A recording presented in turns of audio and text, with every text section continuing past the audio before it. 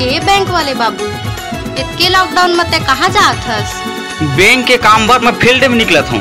तो कब खोलबे मोर खाता ला? तोला मैं कई बार बोल दा रे मोर खाता खोल दे, कई के खोल देना मोर खाता ला। तोला कह रहे ना तो रुमा नहीं होएगा के?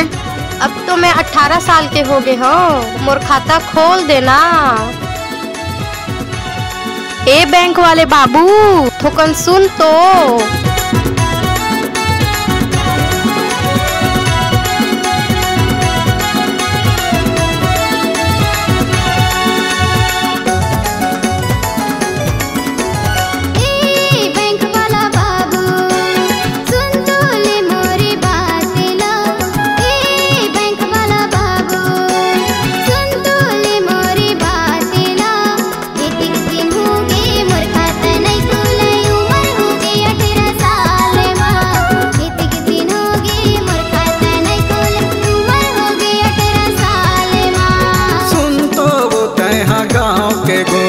झने बढ़ाना ये बात ला, सुन तो वो तैहा गाँव के गोरी झने बढ़ाना ये बात ला।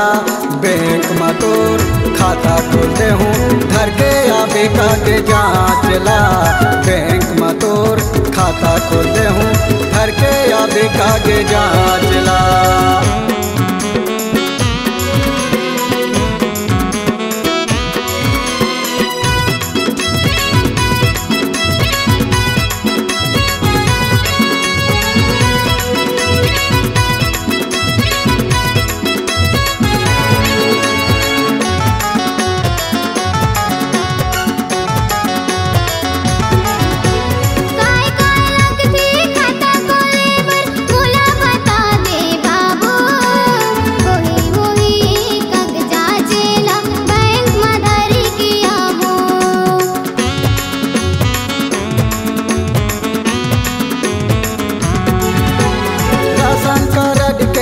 फोटो कापी ले आबे आधार कार्ड ला।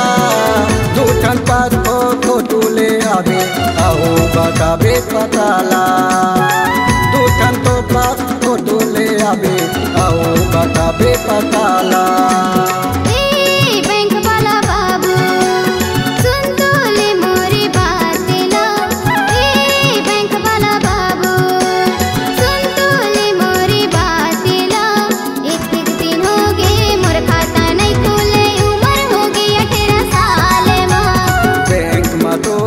खाता खोलते हूँ घर के आबे का के जाँच ला।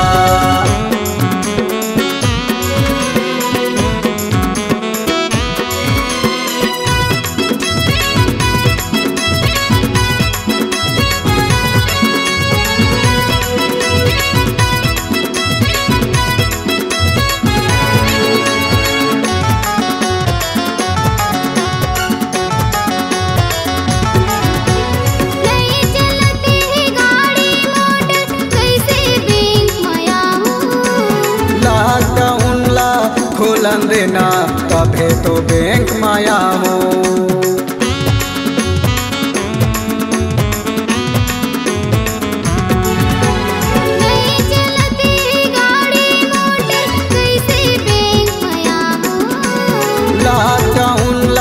खोलन देना तबे तो बैंक माया हो। लॉकडाउन ला खोलन देना तबे तो बैंक माया हो।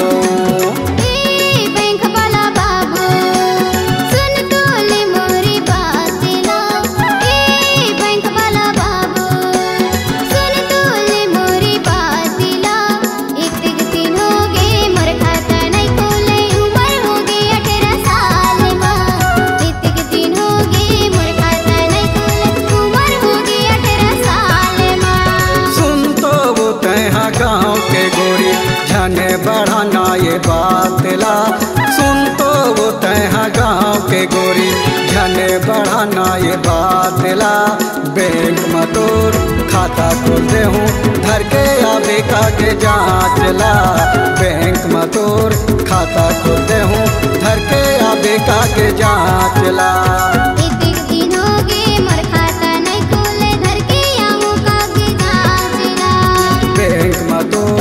खाता खोलते हूँ घर के आबे का के जाँच ला।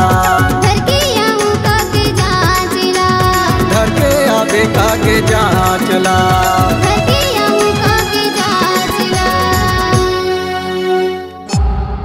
C-Log Digital Recording Studio, Cordoba.